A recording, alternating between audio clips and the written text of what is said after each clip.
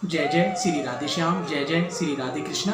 आप सभी को हमारा हृदय से प्रणाम। जैसा कि आज हम सुंदर प्रसंग वीडियो आपके सामने लेकर उपस्थित हुए हैं। यदि हमारा प्रसंग, यदि हमारी वीडियो पसंद आए तो लाइक कीजिएगा, शेयर कीजिएगा एवं सब्सक्राइब अवश्य कीजिएगा, जिससे आप भी पुण्य के भागी बन सकें। तो आज हमारा सुंदर प्रसंग है, बड़ा सुंदर प्रसंग कि तलवार का चमत्कार। राजस्थान में एक श्री राजा रहते थे, जिनके सेनापति श्री भुवन सिंह चौहान जी थे। भुवन सिंह चौहान जी बड़े सच्चे वैष्णव थे, जो कि गले में कंठी, माला झोली एवं तिलक लगाकर ठाकुर जी के भजन कीर्तन सत्संग एवं जप में लगे रहते थे। बंधुओं, उनसे हमेशा यही बात रहती कि मुझसे कोई अपराध ना बन जाए। और जिन राजा के यहाँ सेनापति के कार्य में नियुक्त थे, वह उन्हें प्रति माह 2 लाख रुपए दिया करता था।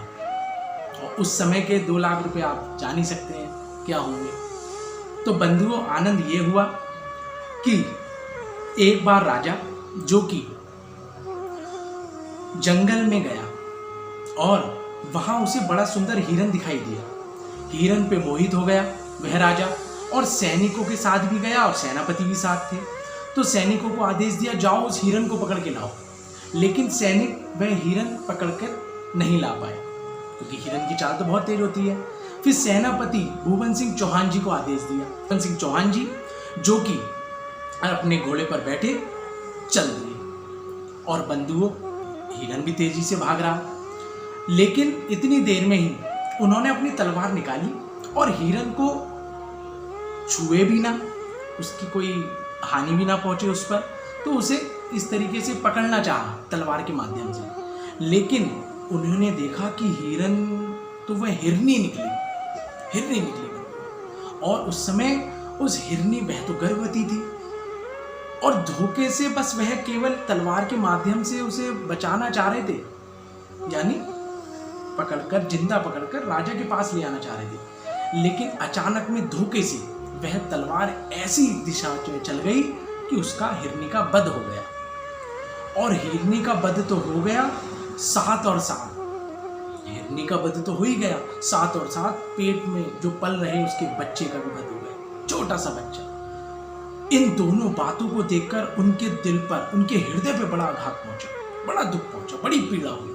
बोले, मैं वैष्णव और मेरे से ऐसी जीव हत्या हो गई। राम राम राम।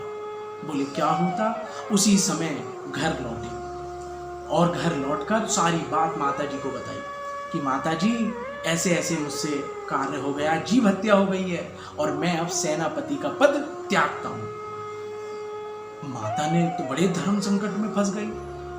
माता ने कहा, हे पुत्र, यदि तुम सेनापति का पद त्यागते हो तो हमारा घरवार कैसे चलेगा? और तो प्रतिदिन साधु संत महात्माओं की, ब्राह्मणों को हम भोजन कराते हैं, वही तो हम पे आश्रित हैं, तो उनका घर परिवार कैसे चलेगा? और यदि तुम छोड़ देते हो तो कैसे कार्य चलेगा? तुम तो बड़े धर्म संकट में हो गए। बोले, ऐसा क्या करो? बोले, तुम्हारा तो भगवान ने कर्तव्य कर्म ही ऐसा बनाया है, तो तुम एक काम करो पुत्र। बोले, क्या माँ? बोले, मैं तुम्हें एक ऐसा उपाय बताती हूँ कि जिससे तुम्हारी नौकरी को भी खतरा ना हो, तुम्हारे पद, जो सेनापति का पद है, उसे भी खतरा ना हो, और हमारा भी घर परिवार चलता रहे। बोले, ठीक है माँ, बताओ। बोले, तुम आज से, अभी से अपनी म्यान में लकड़ी की तलवार रख लो। माँ, लकड़ी की तलवार? हाँ, ना तुमसे कोई वध होगा, ना कोई ऐसी घटना घटेगी, तुम भी सुखी और तुम्हारा पद भी सुखी, सेनापति का। बोले, ये अच्छी बात है। वह बंधुओं उसी दिन से अपनी म्यान में लकड़ी की तलवार रखने लगे। उसी दिन से तलवार लकड़ी की। 1 वर्ष हो गया रखते रखते। लेकिन कुछ आलोचक, कुछ विरोधी ऐसे होते हैं जो किसी के सुख से चिढ़ते हैं, कुछ ऐसे उपद्रवी होते हैं। 1 वर्ष रखते रखते हो गया, किसी को किसी वजह से कानों कान पता लग गई कि भुवन सिंह चौहान जी की म्यान में लोहे की तलवार नहीं है, लकड़ी की तलवार है। और यह जाकर राजा से बात बता दी। राजा ने नहीं विश्वास किया पहले व्यक्ति का। फिर और ग्रुप बना लिया उपद्रवियों ने। उन्होंने क्या किया, दूसरे को भेजा, तो वह भी बात बताई कि इनके जो म्यान में तलवार है वो लोहे की नहीं, लकड़ी की है। राजा ने फिर विश्वास नहीं किया। तीसरी बार जब भूपन सिंह चौहान यानी सेनापति का ही भाई आया और उसने ये जाकर बात कही कि इनके जो म्यान में तलवार है राजा, वो लकड़ी की है, लोहे की नहीं है। अब तो राजा चिंतित हो गए, बोले अब तो इनके सगे संबंधी भाई आकर कह रहे, अब तो परीक्षा लेनी पड़ेगी। अगले दिन क्या लिया बंधुओं परीक्षा? विश्वास नहीं कर रहे थे राजा, क्योंकि वह जानते थे भक्त शिरोमणि है श्री भूपन सिंह चौहान जी। लेकिन परीक्षा लेनी थी, ठाकुर जी को ही लीला करनी थी कोई। और क्या परिणाम हुआ? उसी समय पूरी सभा में मंत्रिमंडल को सभी को आदेश दिया, सभी सूरवीरों को आदेश दिया कि जाओ और अपनी अपनी तलवार की चमक दिखाओ, ये हमारा आदेश है। और जय राजपुताना कहकर उस तलवार को अपने मयान से सभी ने निकाला। सभी ने अपनी उस तलवार को निकाला और क्या किया, सभी अपनी लहरा रहे आसमान में नंगी तलवार। अब भूपन सिंह चौहान जी भी अपनी तलवार को निकालने वाले थे, भूपन सिंह चौहान जी भी, लेकिन वह झूठ नहीं बोलना चाह रहे थे। उन्होंने कहा मैं राजा से झूठ नहीं बोलूंगा। उन्होंने कहा, उनके मुख से निकलने वाला था दारू में तलवार, दारू में यानी संस्कृत में लकड़ी को दारू में कहा जाता है, और छारू में यानी लोहे की। तो उनके मुख से निकलने वाला था मेरे पास तो दारू में यानी लकड़ी की तलवार है। लेकिन निकल क्या गया, ठाकुर जी ने जीवा ही फिसलवा दी, कहा मेरे में छारू में यानी लोहे की तलवार है बंधु। और चमत्कार ये हुआ कि उस समय वही लकड़ी की तलवार लोहे की हो गई, लोहे की हो गई। और ऐसी तलवार जो कि पूरे मंत्रिमंडल में राजा के पास ऐसी तलवार ना, ऐसी चमचमाती तलवार। बंधुओं बड़ा आनंद के साथ ये हुआ। उस समय सबकी बोलती, सारे विरोधियों की बोलती बंद हो गई कि देखो ये ऐसे कैसे चमत्कार हो गया, लकड़ी की तलवार लोहे की कैसे हो गई।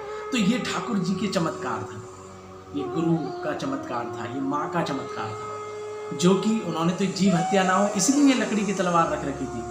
लेकिन ठाकुर जी ने उनकी लाज रखने के लिए उस लकड़ी की तलवार को ही लोहे की तलवार बना डाला। और सबकी बोलती बंद हो गई। और राजा ने भी कहा, उनसे क्षमा मांगी कि मैंने ऐसे ऐसे तुम पे संदेह किया, सेनापति जी पे, भूपन सिंह चौहान जी पे क्षमा मांगकर। लेकिन भूपन सिंह चौहान जी ने कुछ नहीं कहा। और राजा ने क्या आदेश दिया? उस दिन से बंधुओं, ये राजस्थान की सच्ची घटना है कि उस दिन से राजा ने कहा अब तुम जाओ और पूर्ण निष्ठा के साथ भजन करो। और तो और उसी समय कहा अब तुम्हें यहाँ आने की जरूरत नहीं है, अब मैं तुम्हारी भक्ति निष्ठा को पहचान गया हूँ, तुम घर पर ही रहकर भजन करो। और तुम्हें मैं प्रति महीने 2 लाख रुपए देता था ना, अब मैं तुम्हारी आज से वेतन, तुम्हारा आज से मैं तुम्हारी जीविका दुगनी कर देता हूँ, यानी 4 लाख कर देता हूँ। और बंधुओं कहकर राजा को प्रणाम कर अपनी ठाकुर जी की सेवा में लग गए। और जो धन बड़ा था, जो नित्य ब्राह्मणों को भोजन कराते थे, महात्माओं को भोजन कराते थे, अब तो और आनंद आ गया। घर बैठे बैठे 2 लाख की जगह 4 लाख रुपए घर आने लगा। और तो और ठाकुर जी की इतनी महिमा हुई कि नित्य प्रति संत महात्माओं को भोजन कराते। तो बंधुओं कभी भी ठाकुर जी पे विश्वास खंडित ना हो, हमेशा विश्वास बना रहे, निष्ठा बनी रहे। कहीं ना कहीं से आकर या तो स्वयं आएंगे या किसी को भेज देंगे, कहीं ना कहीं आपको अधूरा नहीं छोड़ेंगे। आपकी लीला आपके साथ हमेशा रहेंगे ठाकुर जी, तो उन पर विश्वास रखिए। आज का हमारा यही प्रसंग था, जैसे श्री भूपन सिंह चौहान जी के साथ हुआ, ऐसी सभी भक्तों के साथ। जय जय श्री राधे श्याम, जय जय श्री राधे कृष्ण।